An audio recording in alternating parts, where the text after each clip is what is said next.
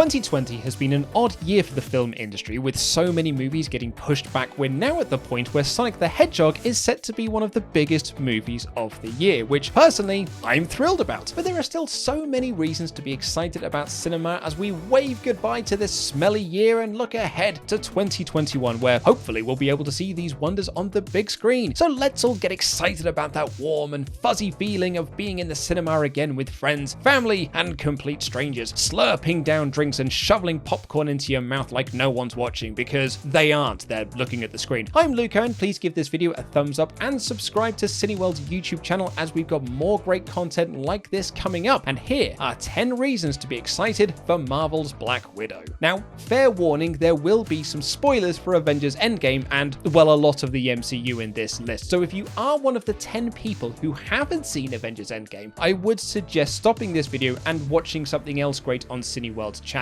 That includes you, mum. Number 1, it's about time. Yes, in the immortal words of Hope Van Dyne in the post-credits scene of Ant-Man, it's about damn time we got a Black Widow solo movie, something fans have been asking for since she first burst onto the scene. How did this take so long, Kevin Feige? Answer my emails! Number 2, the last ride of Scarlett Johansson. Scarlett Johansson has been a fixture of the MCU since the second movie, or third movie if you want to count The Incredible Hulk, which sometimes Marvel do and sometimes they don't. Anyway, since then she's kicked plenty of ass in Avengers, The Winter Soldier, Age of Ultron, Civil War, Infinity War, and Endgame, and we've loved everything she's done. From her ever-changing hair color, her potential romance with Bruce Banner, and the ultimate sacrifice to save her superhero family in Endgame. I actually watched Endgame again recently and I still cry. I know there are a lot of fans who are upset we didn't get to see Black Widow on the final battlefield taking down Thanos, so this will be our last chance to see Johansson as Natasha Romanoff, and again, it's about damn time she got her own solo movie. Number 3, the first MCU film since Spider-Man Far From Home. Yeah, it may be crazy to think, but this is the first entry in the MCU since Spider-Man took on Mysterio, which was only a couple of months after the events of Endgame. We got sort of used to Marvel Studios releasing 2 to 3 MCU movies a year, but 2020 saw a total of 0 releases because of, well, a pandemic. That means that we've not been in the cinema with the Marvel Cinematic Universe since July 2019. That's far too long. Give me my Marvel. By the time Black Widow hits screens, it will have been nearly 2 years since the last MCU entry, and like a lot of people, I rewatched the MCU in full during lockdown and fell in love with it all over again. I cannot wait to get back into that world. Going by the trailers, this is going to be the warm welcome back hug that I've been yearning for. Number 4, Phase 4 begins. But this isn't just the final head scissors takeover of Black Widow, this is also the first chapter in Marvel's Phase 4, one that should be very interesting given the earth-shattering events of Endgame. Who will be our new big bad? Will we even have an Avengers team? What is the landscape of the Marvel Cinematic Universe in a post-Iron Man world? And with films like Shang-Chi, Eternals, Thor Love and Thunder, Doctor Strange in the Multiverse of Madness, Black Panther 2, Captain Marvel 2, and Maharashi Ali debuting as Blade, there is a lot to be excited about. And Black Widow is going to kick things off. She's also likely going to kick people off stuff, and that is also cool. Number 5, answering questions about Black Widow. Despite Natasha being in quite a few Avengers and MCU movies, often in very prominent roles, there isn't a lot we know about her actual history. We know that she's a very loyal person and she's found her new family and allegiances with the Avengers, hence the ultimate sacrifice to save them in Endgame. I still cry. But what is the red in her ledger that she brought up in the first Avengers movie? What happened in Budapest? Where did she come from? Who exactly is behind the Red Room? And from what the filmmakers have teased, we should learn all of these answers and a whole lot more, including number 6, David Harbour, Rachel Weisz, and Florence Pugh. Yeah, we get to meet the family of Black Widow, which doesn't just include Academy Award winner Rachel Weisz, which you will be amazed to hear she did not win for The Mummy or The Mummy Returns, even though she totally should have. Sorry, anyway, I've got off track. It also includes the brilliant Florence Pugh and Jim Hopper himself, David Harbour. Now, it might just be because I'm a huge fan of Mr. Harbour, but I am so excited to see him in the new role of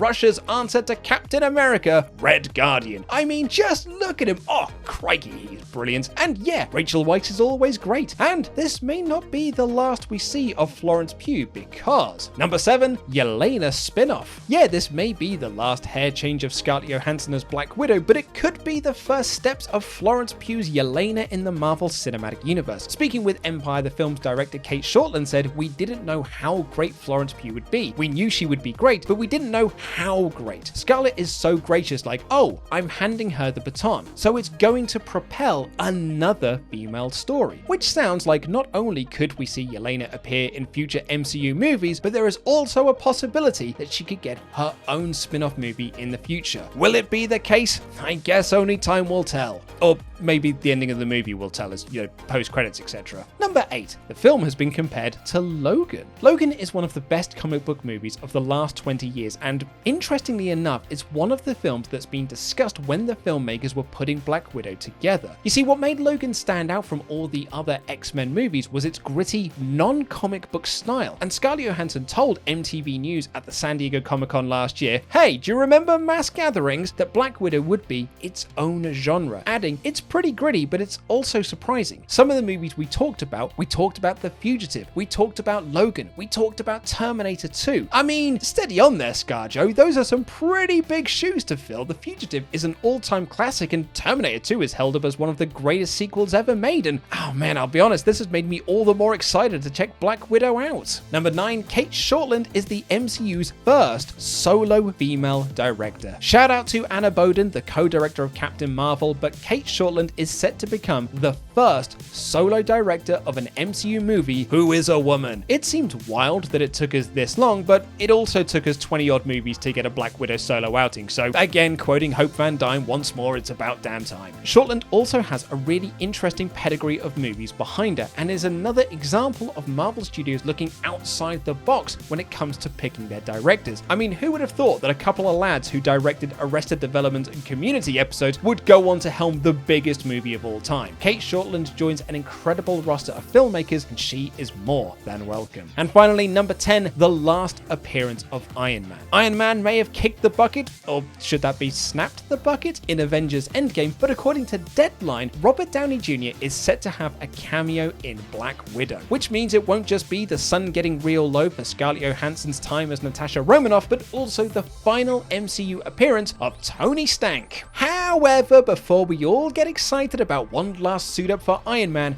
Downey Jr. himself said in an interview this year, "I mean, it would be nice if they notified me. Forewarned is forearmed." They can do anything now. This could be a deep fake interview for all we know. Way to play it cool there, Robbie. Nice dodging the question, Mr. Stank. So those are our reasons to get excited about Black Widow. What are you most looking forward to about the movie? Please let us know in the comments down below. I'll be replying to them. Please give this video a thumbs up and subscribe to Cineworld, as we've got more great lists like this coming out to whet your appetite for all the exciting movies coming out in 2021. We can't wait to be back in the cinema seats with you once again.